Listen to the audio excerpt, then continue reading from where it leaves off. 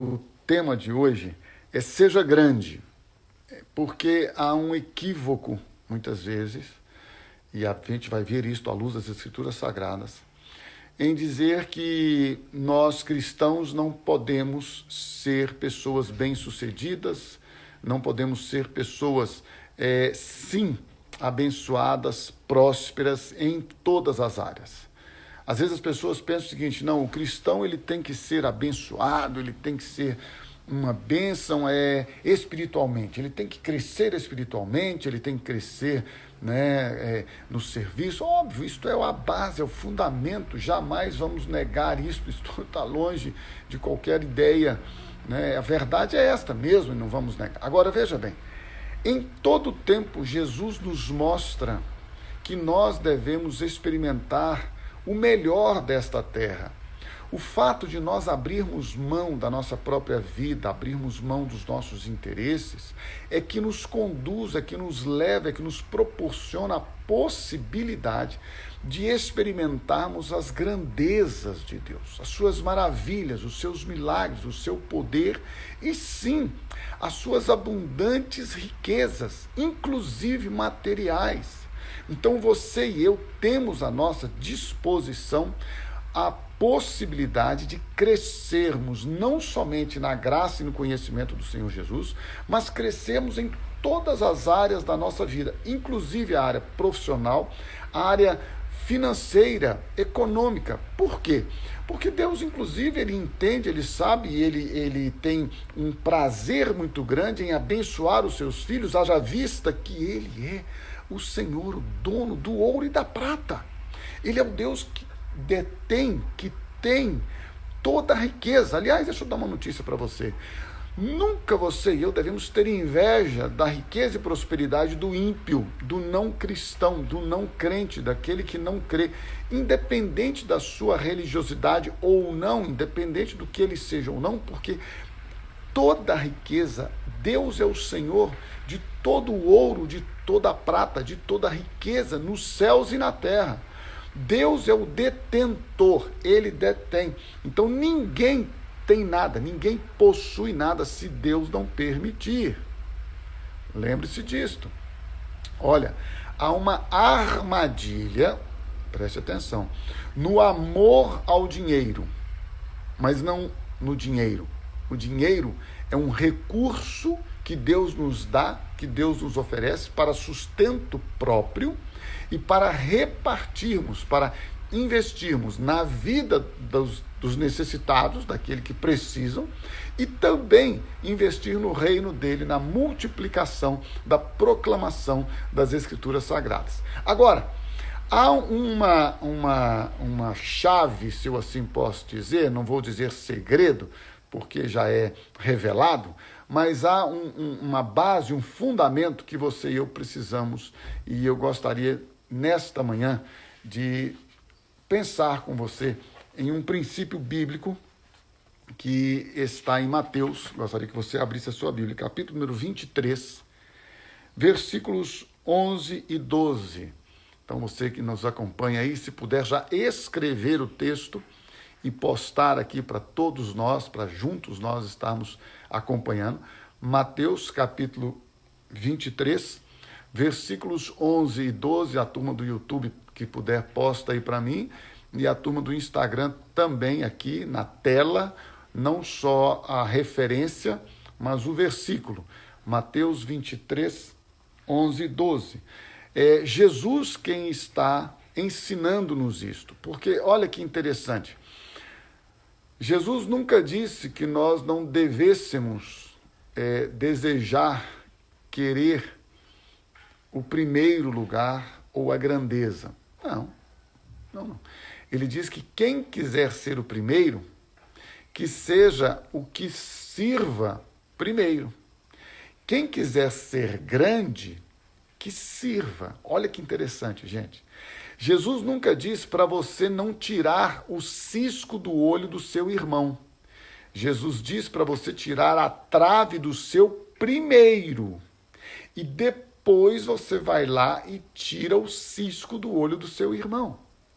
Jesus nunca disse que você não devesse confrontar o pecado do seu irmão.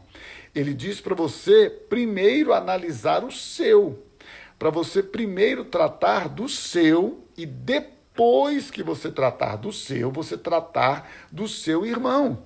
Porque você não pode ter autoridade que vem dele se primeiro você não for corrigido, disciplinado, libertado, aperfeiçoado, santificado.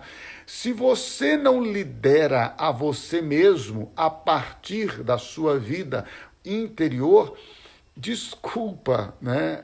Mas você não pode liderar outros. Você não tem a capacidade de liderar outros. Primeiro, você lidera a você mesmo. Depois, você lidera aos outros. Então, Jesus, olha aí, vamos ler juntos aqui, ele disse assim: o maior entre vocês deverá ser o quê? Servo. O maior.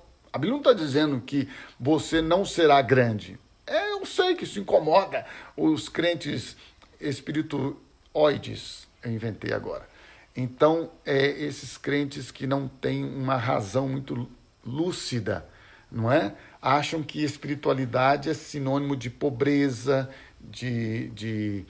acham que espiritualidade é sinônimo de vestuário simplório, né? Então entram naquela linha de que não pode ter coisas boas, de que não pode usufruir do bom.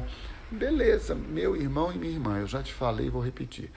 Tudo que você não quiser de bênçãos e prosperidade, você vai fazer a seguinte oração: Senhor, tudo que o Senhor me daria de prosperidade e bênção, eu estou liberando para o Horácio. Manda para ele toda bênção e prosperidade que o Senhor iria dar a mim, e eu fico feliz da vida. Não fique preocupado. Tudo que Deus quiser te dar, você deve transferir para mim se você não quiser. Eu não me importo. Mas a Bíblia está dizendo: o maior seja o que serve. Pois todo aquele que a si mesmo se exaltar, será humilhado. E todo aquele que a si mesmo se humilhar, será exaltado. Então a chave que eu disse aqui, a base, o fundamento que eu disse aqui, para ser grande, entenda bem, para ser grande você precisa entender que a base, o fundamento é servir. É você servir ao próximo, não é você querer ser servido. Eu amo gente, amo e coloco ao meu lado e quero ao meu lado. Gente capaz de raciocinar, pensar, gente que gosta de criar, gente que tem boas ideias. Nossa, como eu preciso dessa gente ao meu lado. Gente que trabalhar com formalidade. Eu sou extremamente informal. Gosto de gente que quer obedecer à agenda, que planeja, que quer cumprir as metas, os programas, os planos. E eu tento me cercar ao máximo destas pessoas para que elas me ajudem nas minhas deficiências em relação a esse tipo de estrutura, a esse tipo de programa, a esse tipo de compromisso e tal. Eu amo isso. Eu, por exemplo, preciso de gente que tem essa característica ao meu lado, comigo. Porém, eu não gosto de gente que ama delegar. Tem gente que é especialista em delegar. Ele ama criar e ter ideias maravilhosas para que os outros façam para ele.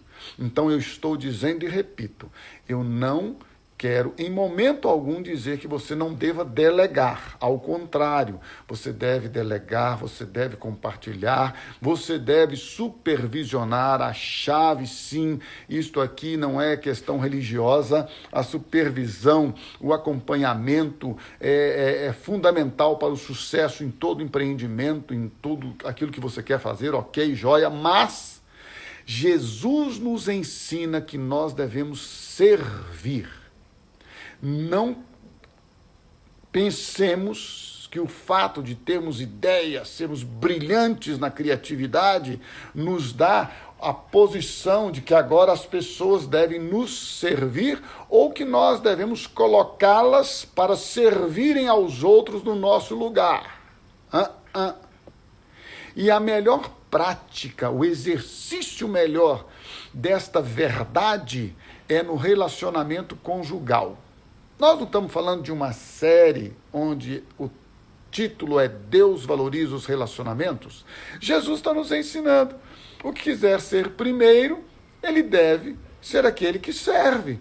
Aquele que quiser ser grande, deve ser aquele que serve. Se você deseja servir, se você deseja ser abençoado, se você deseja cumprir a vontade de Deus, o propósito de Deus, você deve então, a cada dia, ter a disposição de servir.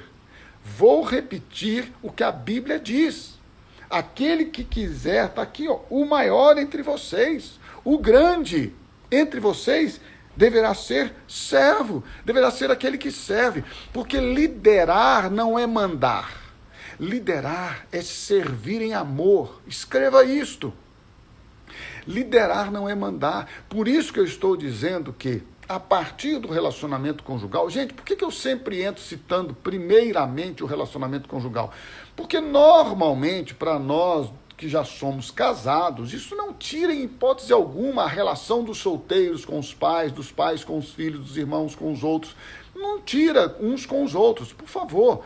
Mas quando eu cito a questão do casamento, é porque esse negócio de casamento, dormir junto todo dia, viver junto, passar o tempo junto e a vida juntos, isso traz para nós desafios homéricos, desafios que excedem a nossa capacidade humana, a nossa força, a nossa existência. Então é importante nós entendermos que este servir no relacionamento conjugal é sobrenatural. Então Jesus, ele está nos ensinando como viver no sobrenatural. Aquele que quiser ser o primeiro, aquele que quiser ser grande, aquele que quiser ser o maior, o todo-poderoso, o cara ou a cara, ele sirva.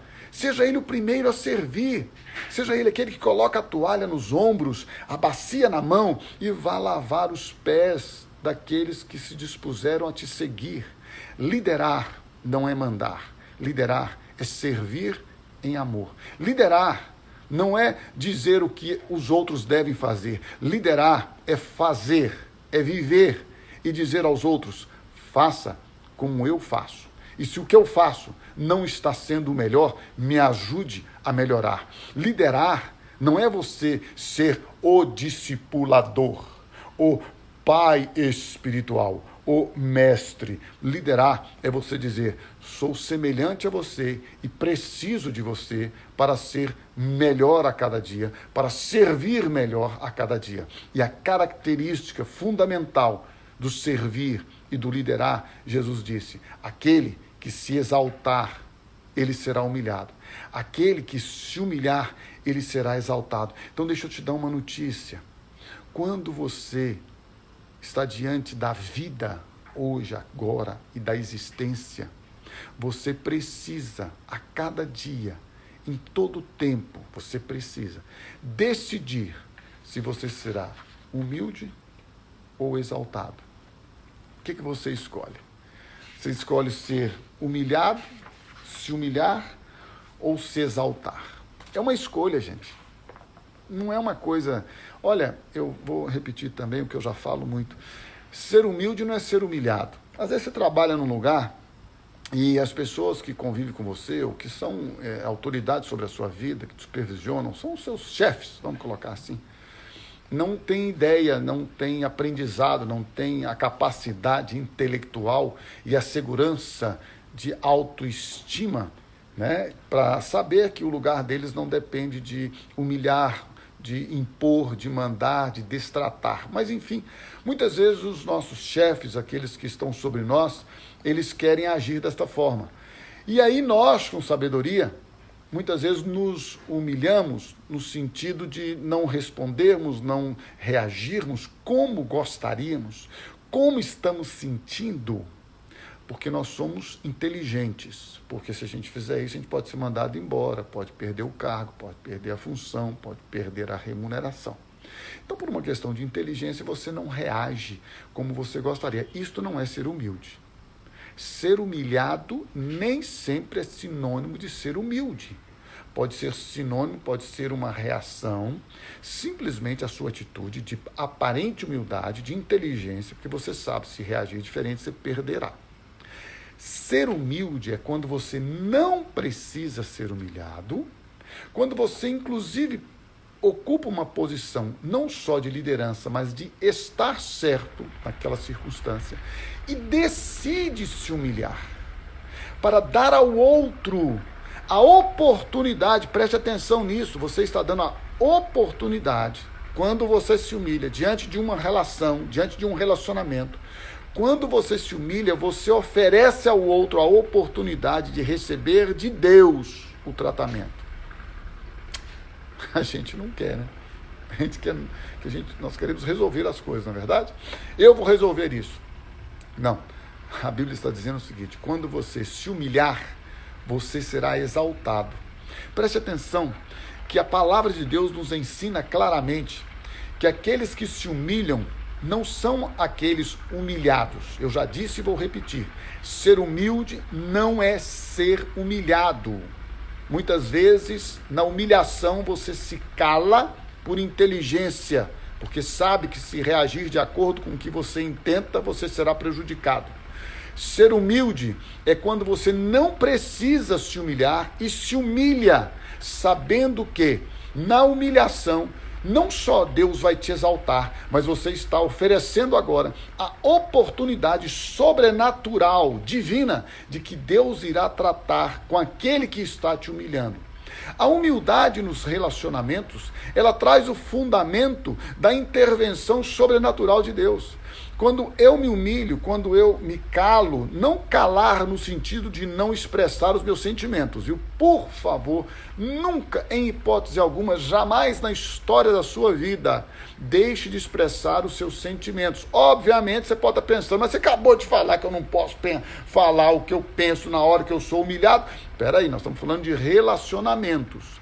Tudo tem o seu lugar e a sua hora. Como eu disse aqui, primariamente, muitas vezes eu exemplifico a questão do casamento, porque é o relacionamento mais próximo do próximo que convivemos.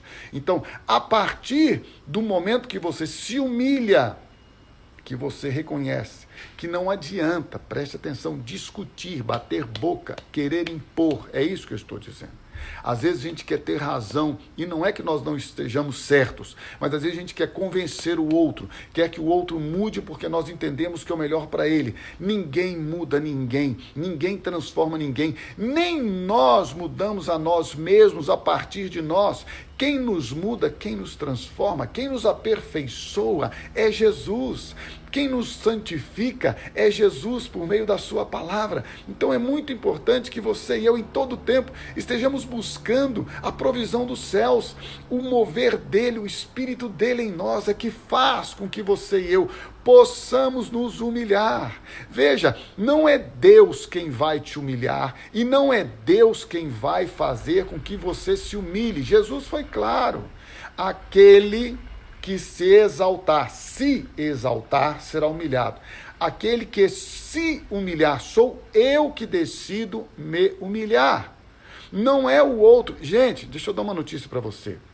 Eu sei que isso pode até te chocar, mas dificilmente alguém que tem consciência de quem é, na sua identidade, no seu destino, sentirá humilhação pelas palavras de outra pessoa.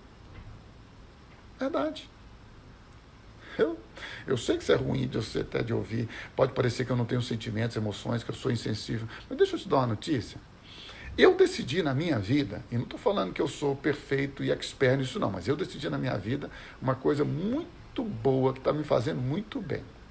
A pessoa falou de mim, aí eu paro, respiro e penso, é verdade? Não. Então eu não tenho por que me ofender. Ué, não é verdade? Se não é verdade, não diz respeito a mim. Por que eu vou tomar para mim? Presta atenção. A pessoa vai dizer, você é um ladrão. Eu sou ladrão? Não, nunca roubei ninguém, não sou ladrão não. Então, tá bom. Não diz respeito a mim não. Isso é uma mentira. Mentira de quem? Do diabo. Eu posso ser ofendido, eu posso receber, eu devo receber uma palavra de mentira na minha vida? Eu não. Segundo ponto, a pessoa falou comigo. Aí eu paro e penso, é verdade? É verdade. Então eu preciso me humilhar. Não é a pessoa que está me humilhando. Não, ela falou a verdade, gente. Aí a verdade que eu ouvi, eu decido me humilhar. Aí eu vou me humilhar. Eu reconheço que aquilo que foi falado comigo, de mim, é verdade. Aí eu digo, puxa, é verdade. Eu preciso mudar. Eu vou me humilhar. Eu reconheço que eu estou errado. Eu reconheço que eu preciso ser mudado, transformado. E a partir do momento que eu reconheço, olha aqui, gente, esta é a base. Eu reconheço o meu pecado, eu reconheço o meu erro, eu o confesso diante do Pai e diante do meu irmão. Confessai as vossas culpas uns aos outros para serdes curados. Toda vez que a pessoa vem falar comigo um defeito meu, e olha que eu não tenho poucos, mas ela vem falar, a primeira sensação que eu tenho é de defesa. Opa, que isso está falando comigo? Por que está?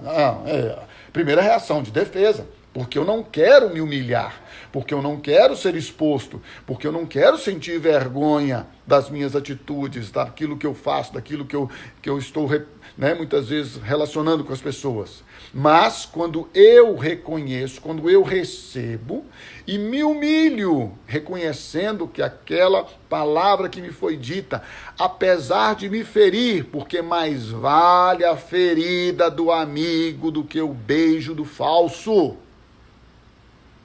É melhor o meu amigo me falar a verdade, para que eu possa ser aperfeiçoado, corrigido, tratado, mudado, transformado, do que a bajulação do falso, do interesseiro, que vai me levar para o buraco, para a cova, para o inferno.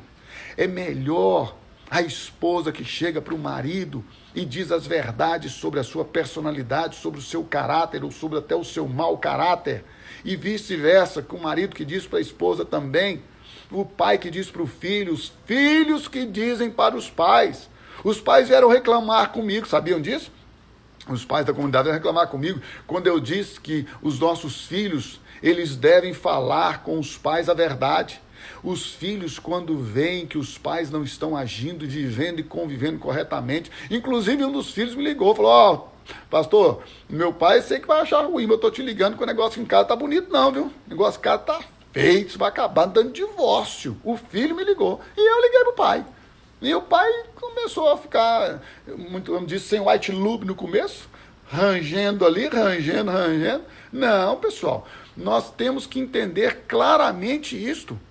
Nossos filhos foram dados por Deus como herança dele, como bênção. Chega uma hora na vida, quando criança, eles já dizem verdades tremendas, né? Mas quando chegam à fase de adultos, muitas vezes eles vão nos ajudar, dizendo-nos verdades que nós não queremos ouvir. Eu, há anos atrás, eu tive uma estafa muito séria, uma coisa terrível na minha saúde, de tanto me envolver com o ministério, com isso e com aquilo, e as minhas filhas saíram de Belo Horizonte, já estavam morando aqui, foram para Valadares, tomaram meu celular, eu não quis dar não, mas tomaram meu celular, trancaram a porta da minha casa, escute isso, trancaram com chave, tá. Disseram na portaria, ninguém sobe sem nossa autorização. E foram cuidar da minha saúde, foram cuidar da minha vida, as minhas filhas. E eu dizia para elas, vocês não podem fazer isso, eu tenho que fazer. Pai, você agora está debaixo do nosso cuidado, nós vamos cuidar de você. Então deixa eu lhe dizer uma coisa, meu irmão e minha irmã. Você e eu, nós dois, precisamos aprender a nos submeter à verdade. Muitas vezes esta virá da boca de quem nós não gostaríamos que viesse.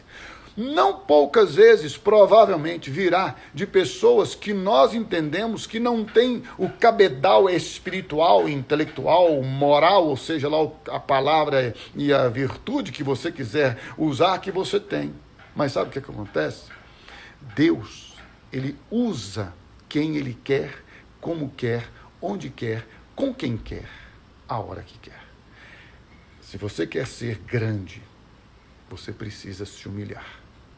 Se você quer ter um relacionamento saudável com o Pai e com o próximo, você precisa decidir se humilhar, se render e dizer, Senhor, estou aqui, imperfeito, com os meus pecados, falhas, com as minhas debilidades, deficiências, eu preciso de Ti. E Pai, ainda que eu sinta vergonha de ouvir os meus defeitos e os meus pecados, ainda que eu me sinta mal, que isto faça mal, eu decido me humilhar. Eu decido reconhecer e confessar a ti e aos meus irmãos, ao meu próximo, para que em todo tempo eu possa, a cada dia, ser aperfeiçoado, transformado e ser levado à imagem e semelhança de Jesus. Seja grande, mas para isto, decida se humilhar. Para isto, decida servir. E lembre-se, aquele que serve é aquele que faz com que Deus o exalte. Aquele que se humilha faz com que Deus o exalte. Nunca deseje no seu coração, e quando fizer, lance fora, tira toda sensação e desejo de ser grande. Ué, você não falou que tem que querer ser grande? Sim. Queira ser grande, grande em servir, grande em se humilhar, grande em amar como Cristo te amou, grande em a cada dia saber que Ele, que começou esta boa obra, há de aperfeiçoá-la até o dia de Cristo Jesus. Que o Senhor te abençoe, que o Senhor te renove. Quero aqui também lembrar e estender o meu abraço aqui à tia Tânia, né, que a Sofia citou, e que o Senhor em todo o tempo possa aperfeiçoar. Eu acho tremenda esta palavra. Aquele que em vós começou a boa obra há de aperfeiçoá-la. Eu amo isto. Aperfeiçoamento, crescimento. A santificação é um processo. A salvação é um ato. Ele nos salva. Aquele que confessar com a sua boca, ele será a cada dia aperfeiçoado. Você confessa que Jesus é o seu Salvador. Você crê que Ele te justifica. E o aperfeiçoamento vem. E ele vai crescendo, sempre crescendo. Por quê? Porque a palavra de Deus nos ensina. Crescei na graça e no conhecimento do Senhor Jesus.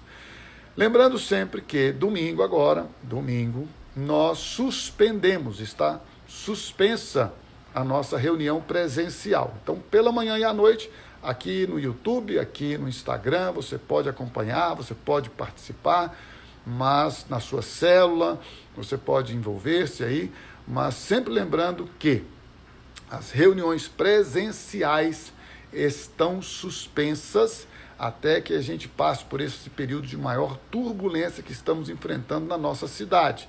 Gente, nós estamos enfrentando um tempo terrível na nossa cidade. Então, poxa, se você pode ficar em casa, fique em casa, não saia, não conviva com outras pessoas do seu convívio mais íntimo que você já está vivendo, sem máscaras, lave as mãos, tome todos os cuidados. Qual o problema de cooperar? Vamos cooperar, gente, coopere, ok, pessoal?